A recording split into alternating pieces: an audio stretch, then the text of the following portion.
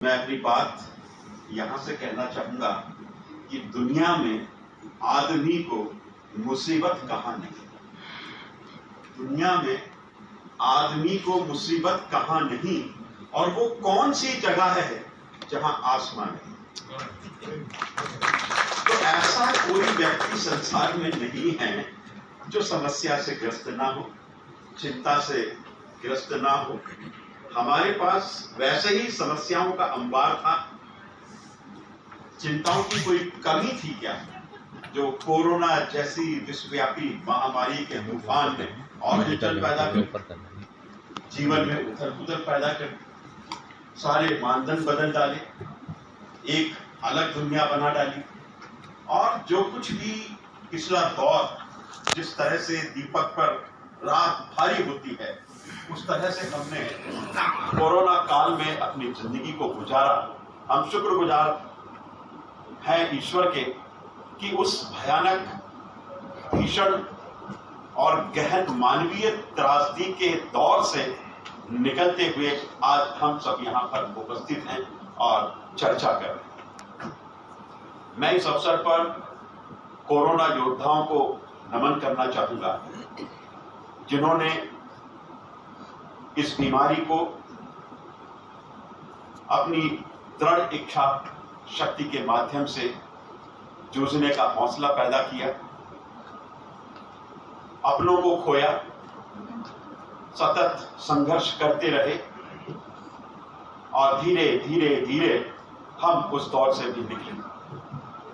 दुनिया में कोई भी चीज, जैसा कि अभी चर्चा में आया था, डॉक्टर जन्मदे ने भी कहा कि हर दिन हमें नया लगता है।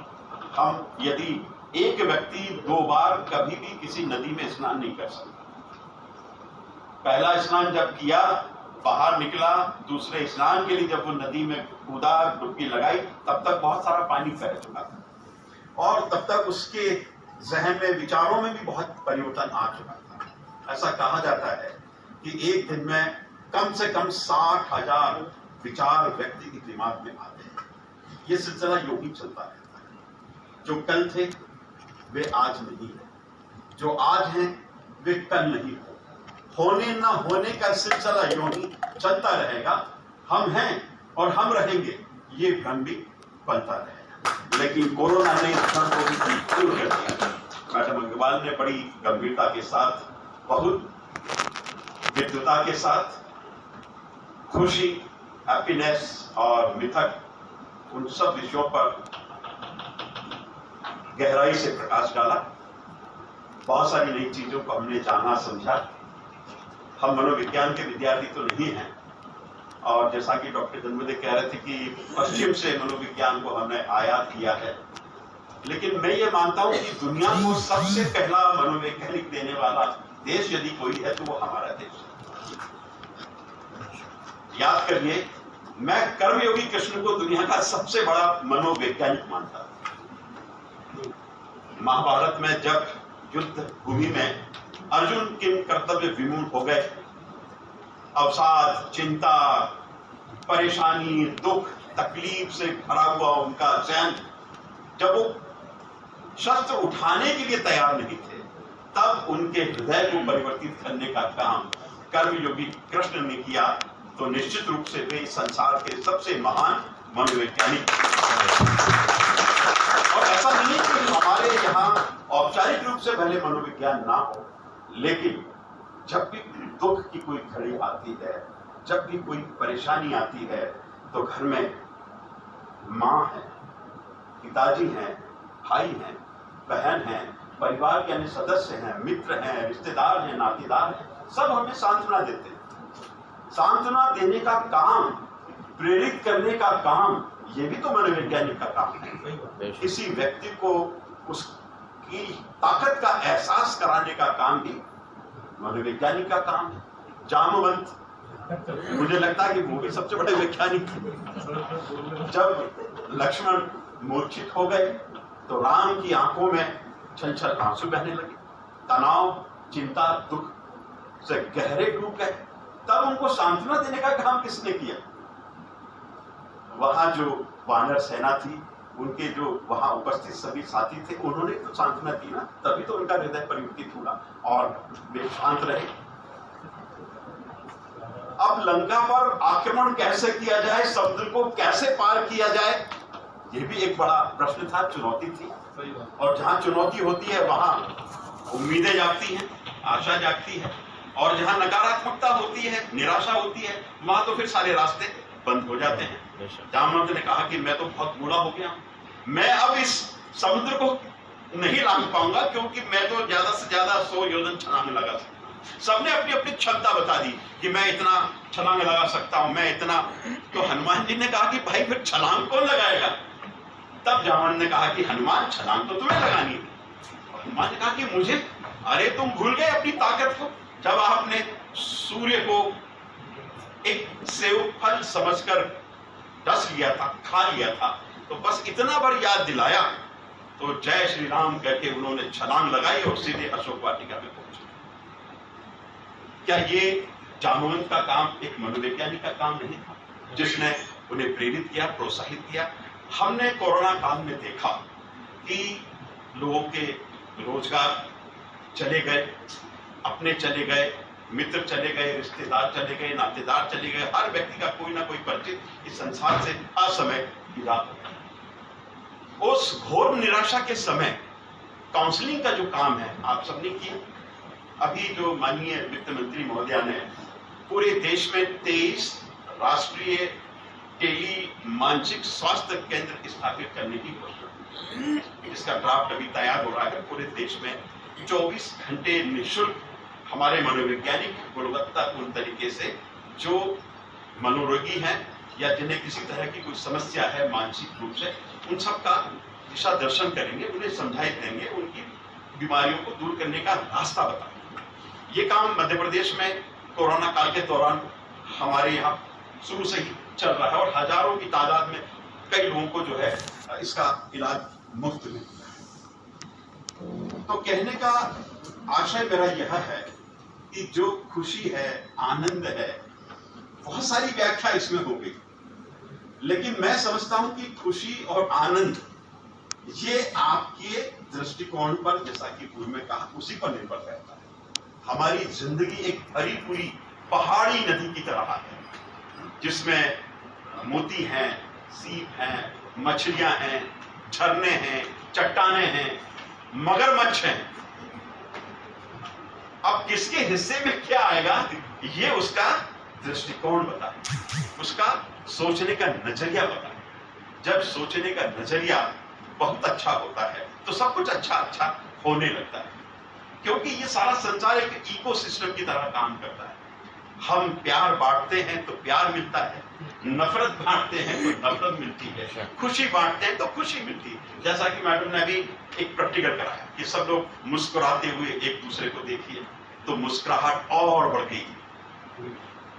नाराज होकर एक दूसरे को देखिए तो नाराजगी के जो आयाम थे वो बिल्कुल विचित्र विचित्र टाइप के हो।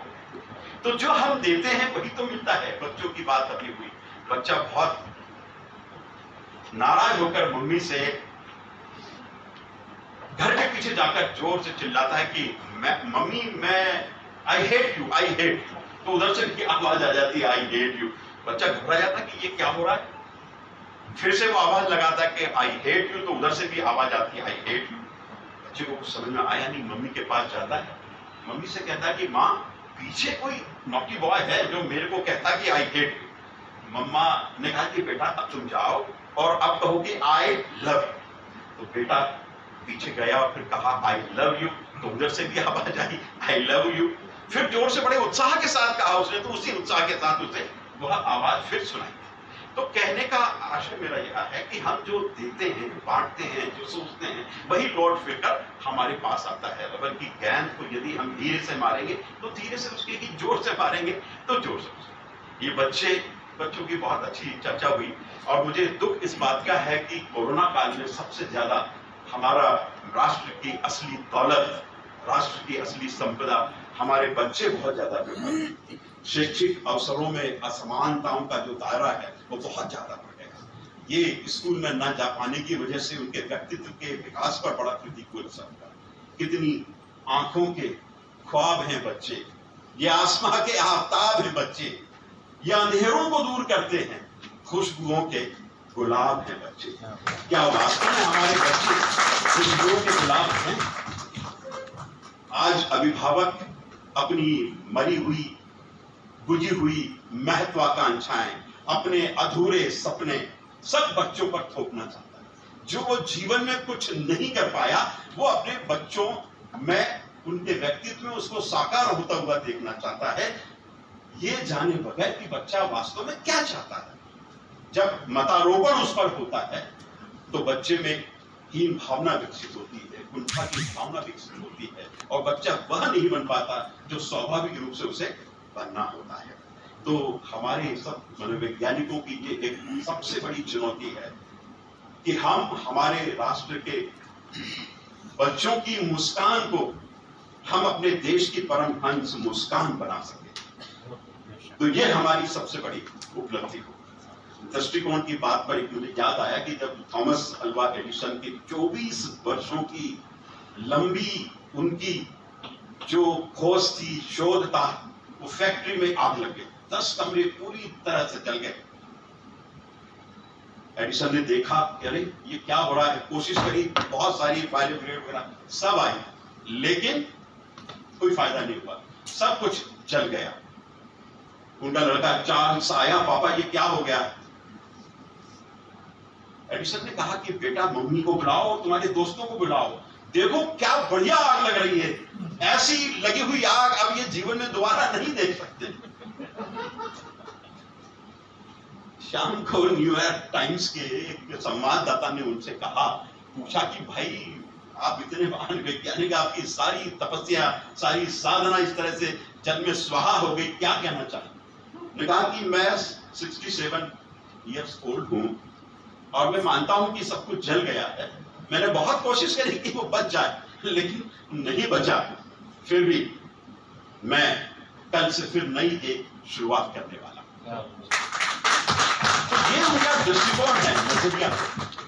और वास्तव में हम कई बार जाने अनजाने में कोई ऐसी गलती कर देते हैं जिससे हमारे दोस्त को, हमारे बच्चों को या हमारे किसी परिचित को बहुत बहुत तकलीफ होती है, परेशानी होती है।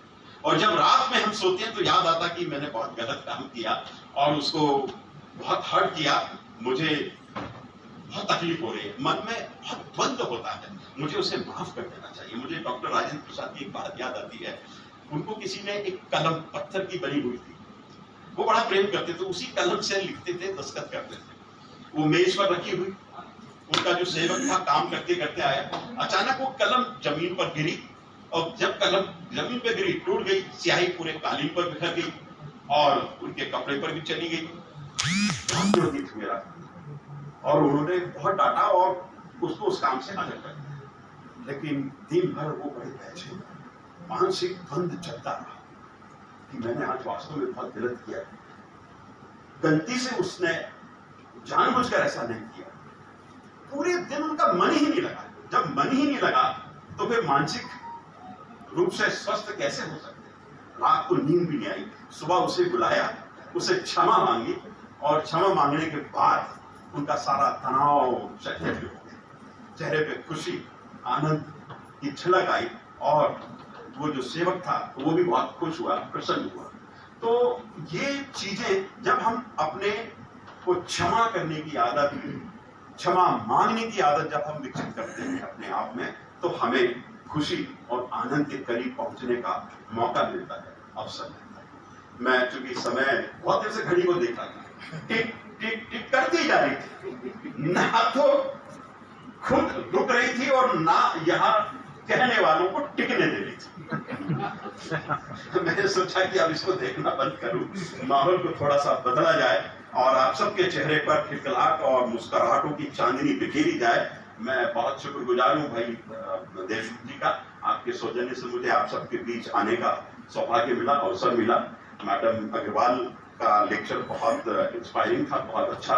भाई हमारे चेयरमैन और आपकी पूरी जाबाज टीम को मैं उनके प्रति भी अपना आभार और कृतज्ञता व्यक्त करता हूं। और इन शब्दों के साथ, निगाहों में सपने सजा कर थे, सारे हमारे जो मनोवैज्ञानिक परामर्शदाता हैं, मनोवैज्ञानिक प्राध्यापक हैं। बड़ी महती जिम्मेदारी आपके ऊपर होगी, एक दुखी मन को, परेशान मन को परिवर्तित करने की, उसे खुशी और आनंद के संसार में वापस लौटाने की। निगाहों में सपने सजाकर तो देखो, इरादे को मकसद बनाकर तो देखो, किनारे पर रहकर किसे क्या मिला है, जरा बीच समंदर में जाकर तो देखो। धन्यवाद।